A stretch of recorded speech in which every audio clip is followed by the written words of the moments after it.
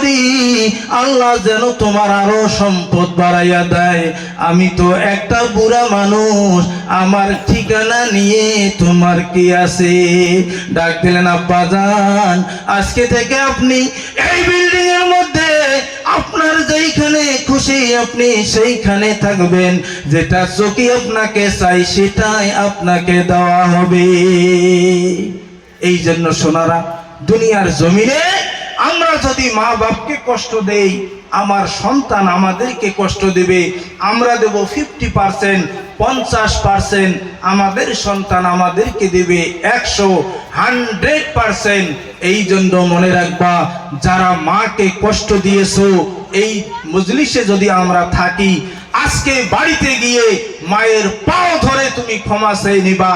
তোমার মাও যদি তোমার উপরে রাজি হয়, মায়ের একটা ফোঁটা চোখের পানি তোমার মহব্বতের জন্য যদি জমিনের মধ্যে পড়ে, আমার আল্লাহ তোমার সমস্ত বালা মুসিবত সবগুলোকে দূর করে দিবে। জোরে বলি সুবহানাল্লাহ। এই জন্য ওই মা বাবাকে কষ্ট আর কোনোদিনও দেব না। রাজি আছেন সবাই? যাই হোক, এই জন্য এই মা বাবা এমন একটা সম্পদ দুনিয়ার জমিনে। এই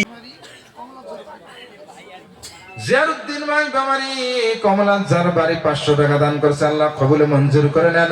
আয় আল্লাহ তেনার দানকে কবুল করে নিয়ে সুস্থতা দান করে দেন। মাওলা গো দিলের আশা পূর্ণ করে দেন, হায়াতের মধ্যে বরকত দেন। আল্লাহ বিবি বাচ্চা নিয়ে ভালোভাবে সংসার করার তৌফিক দিয়ে দেন।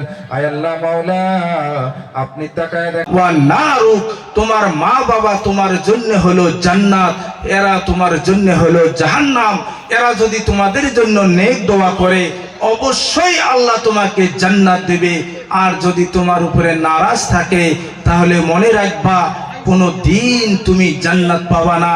এই জন্য মহতরম হাজরিন, অনেক মানুষে আজকে আমরা আছি সংসারে, আজকে আমরা নিজের বিবির কথা শুনে, স্ত্রীর কথা শুনে আমরা মাকে বাবাকে দেখতে পারি না।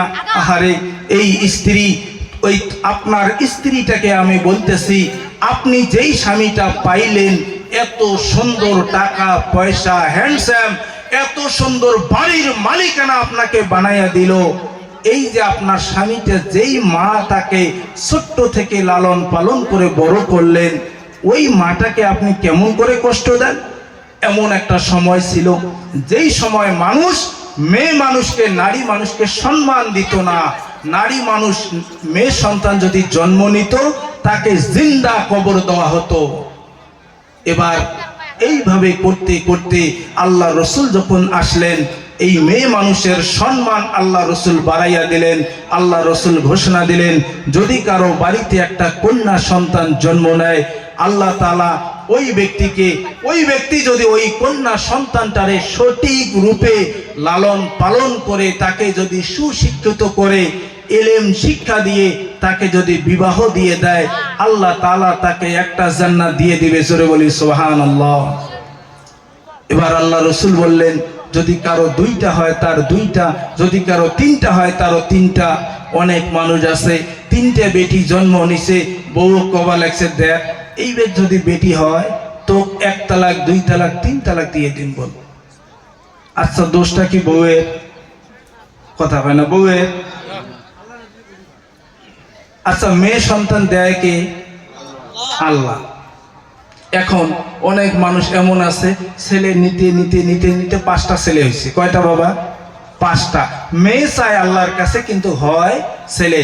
এবার বলছে, দেখ যদি এবার মেয়ে না হয়, তাহলে তুই তালাক, তোর মাও তালাক, তোর বোন তালাক, তোর ভাই তালাক, তোর 14 গোষ্ঠী তালাক দিয়ে দিন। জোরে বলেন ঠিক কিনা? কয় না, কয় না? আসলে কি স্ত্রীর দোষ?